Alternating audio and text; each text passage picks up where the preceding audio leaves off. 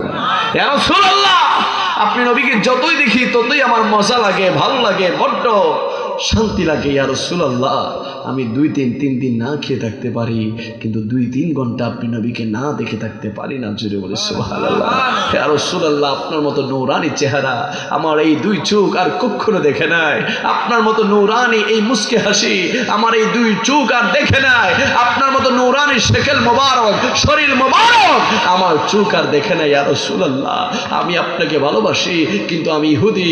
আমি যদি আপনি নবীর ইসলামটা গ্রহণ করি, আমার মা বাবা ইহুদি, মা বাবা কষ্ট পাবে, এই জন্য আমি ইসলাম গ্রহণ করতে পারছি না।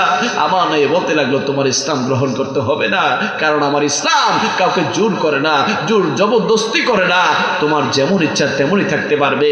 যুবক বলে, ইয়া রাসূলুল্লাহ, তাহলে আপনি যদি আপনার খেদমত করার একটু সুযোগ করে দিতেন আমাকে, আমি যদি আপনার একটু খেদমত করতে পারতাম, তাহলে নিজেকে ধন্য মনে করতাম।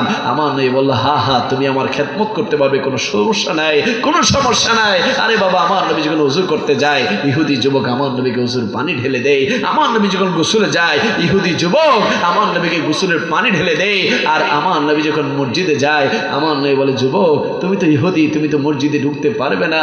যুবক বলে, ইয়া রাসূলুল্লাহ, সমস্যা নাই, আপনি নবীর পা মোবারকের জুতা মোবারকগুলো আমার হাতে দেন। আমি যুবক, আপনি নবী যতক্ষণ মসজিদের ভিতরে থাকবেন, আমি মসজিদের বাইরে আপনি নবীর জুতা মোবারকগুলো বুকের মধ্যে নিয়ে দাঁড়িয়ে থাকতে চাই। জোরে বলি না সুবহানাল্লাহ। কয়েকদিন ধরে আমার নবী দেখতে পেলেন যুবক আসে না, আমার নবীকে ওযুর পানি ঢেলে দেই না, আমার নবীর গোসলের পানির সময় সে আসে না, মসজিদের দরজায়ও সে আসে না। আমার নবী বেলালে হাবশিকে ডাক দিয়ে বললেন, বেলাল, যুবক কোথায়, যুবক কোথায়? আমাকে বুঝি সে ছেড়ে দিয়েছে, ভুলে গিয়েছে? বেলালে হাবশি চোখের পানিগুলো ছেড়ে ছেড়ে বলতে লাগলেন, ইয়া রাসূলুল্লাহ, যে একবার আপনি নবীর প্রেমে পড়েছে, আপনি নবীর প্রেমে দিওয়ানা হয়েছে, সে দুনিয়া ছাড়তে পারে, আপনি নবীকে ছাড়তে পারে না। জোরে বলে সুবহানাল্লাহ।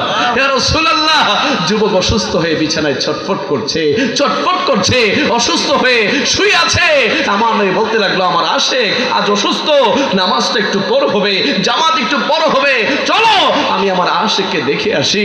যে যুবক এতদিন আমার নবীকে দেখতে যেত, সেই যুবককে আমার নবী নিজেই দেখতে চলে গেলেন। জুড়ে বলি না সুবহানাল্লাহ। আরে বাবা, আমার নবী গিয়ে দেখতে পেলেন যুবক শুয়ে আছে, ছটফট করছে। আমার নবী বলতে লাগলো, যুবক কি হয়েছে? আমার নবী মাথায় হাত বোলাবে, এমন সময় আমার নবী একটা চমক দিয়ে বললেন, হাই হাই, যুবকের কাছে তো মালাকুল মউত আজরাইল এসেছে, ওর তো সময় আর বেশি দেরি নাই। আমার নবী বলতে লাগলো, যুবক রে, আমি নবীকে ভালোবেসেছো, আমি নবীকে মহব্বত করেছো, দুনিয়াতে আমি নবীর পিছনে পিছনে ঘুরেছো, আজ আমি নবী তোমাকে একটা অনুরোধ করছি, মৃত্যুবরণ করবে তার আগে আমি নবীর ইসলামের কালিমাটা একটু পড়ে নাও, ইমানদার হয়ে একটু মৃত্যুবরণ করো। যুবক একবার মার দিকে তাকায়, একবার বাবার দিকে তাকায়, একবার মার চেহারার দিকে তাকায়, একবার বাবার চেহারার দিকে তাকায়। ইহুদি মা বাবা বলে, ও সন্তান, কি দেখছিস? যেই নবীর জন্য জীবন দিয়েছিস, যেই নবীর জন্য পিছনে পিছনে ঘুরেছিস, ঘর ছেড়েছিস, মা বাবা ছেড়েছিস, ওই নবী বলছে কালিমা পড়তে দেরি করিস না। আমার নবী যুবককে পড়ে দিলেন মধুর কালিমা। সবাই বলি, লা ইলাহা ইল্লাল্লাহু মুহাম্মাদুর রাসূলুল্লাহ। চিৎকার দিয়ে বলি সুবহানাল্লাহ।